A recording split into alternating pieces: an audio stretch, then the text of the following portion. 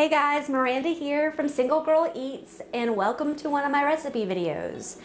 I just got out of work, a long 10-hour shift, and still have to feed myself. So instead of giving up, going to fast food, I'm gonna make one of my favorite dishes for you. Pan-fried salmon with some mango salsa over a bed of jasmine rice. I can't wait to show you what this looks like. Okay. So we're gonna start with the rice first. It does take the longest to cook. Salmon doesn't take very long, nor does the mango salsa. So the first thing we're gonna do is measure out the rice, which I've already done that to save some time. We're gonna make 1.5 cups of raw, uncooked rice, and it's gonna yield about 3 cups. So that's gonna be enough for tonight's dinner and some leftovers. It's always good to wash your rice.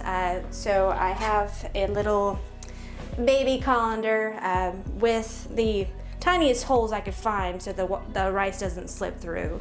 So I measured 1.5 cups. I'm just gonna run cold water over it until I can see the water down below is less cloudy, more clear. Doing this makes it more white and fluffy when it cooks. It's real fun.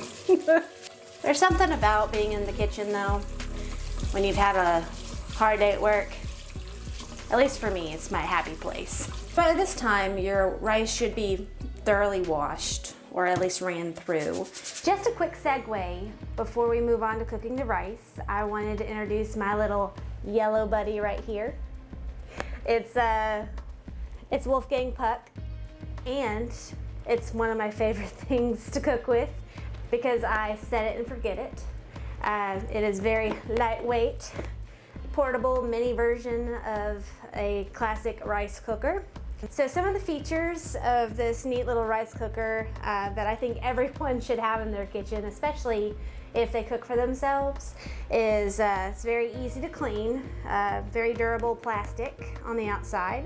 It has one plug-in, so you're not overwhelmed with the technology of it all. And then it just has one button. Once you plug it in, it'll automatically turn to warm, and you just press down the button for hot, and when it's done cooking, it'll pop back up to warm and stay warm for hours. Usually for what I use it for, which is just to cook rice, it takes maybe about 15 to 20 minutes. So good rule of thumb, if you're using a rice cooker, go ahead and start it first, just to give it more time to get ready for you, and it'll stay warm if you're not quite ready to dish. And so we're about to go back over there and heat this puppy up. Thankfully, this little inner piece gives us a little measuring guide. On one side it's raw and the other side it's cooked. So on the raw side it says 1.5 is the max, and that cooked it'll be 3 cups. We're gonna go ahead and put our washed rice in it now. And I'll show you as best as I can. So the white rice isn't gonna go all the way up to the 1.5 where we want it. That's actually where the water line is gonna go. Put rice in first. When you put water in it, you're gonna fill it to that max line. All right, while our rice is cooking, we can go ahead and make our mango salsa. So as for the mangoes, I didn't have time to get a fresh mango, nor did I have time to dice it, so I used canned mango. I drained it into the same little colander that I used for the rice before and rinsed it a little bit to get the juice off. I have a 1/4 cup of rice vinegar, and I have a 1/4 cup of freeze-dried cilantro. I have about a 1/4 cup of chopped jalapenos. I have a tablespoon of lime juice. And this little contraption is part of my handy chop. So I didn't actually have to spend any time chopping this onion. This little handy chop's been in my family for years. It's from Black & Decker. I absolutely love it. So now we just quickly whisk.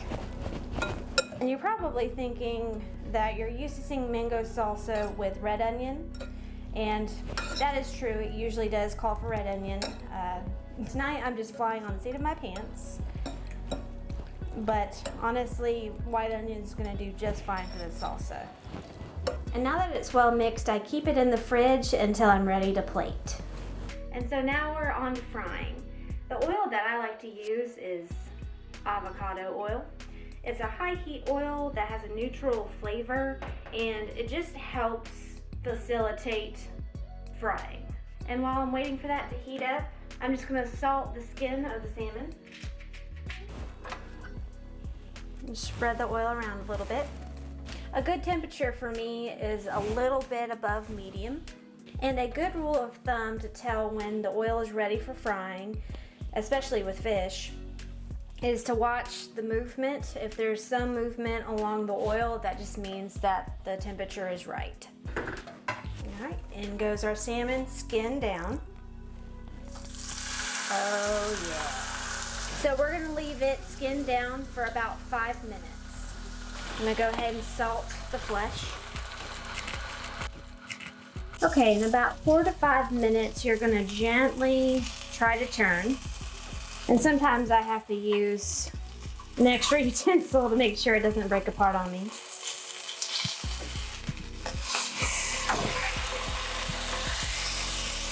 Right now, flesh side down, it's only gonna be about 2.5 to 3 minutes. They have this neat little spoon that I can spoon the rice with, which I really, really love. Go ahead and shape it into this pretty mound thing. All right, here comes the moment of truth. I use a slotted spoon to scoop up some of the mango salsa. And in it goes. Woo. I sprinkle on a little paprika. All right, there you have it, folks. One of my favorite dishes.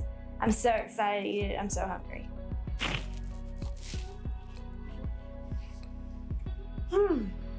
Well, thank you all for sticking around with me. And now that you have this recipe in your back pocket, go ahead and try it out. And you know, as always, go feed yourself.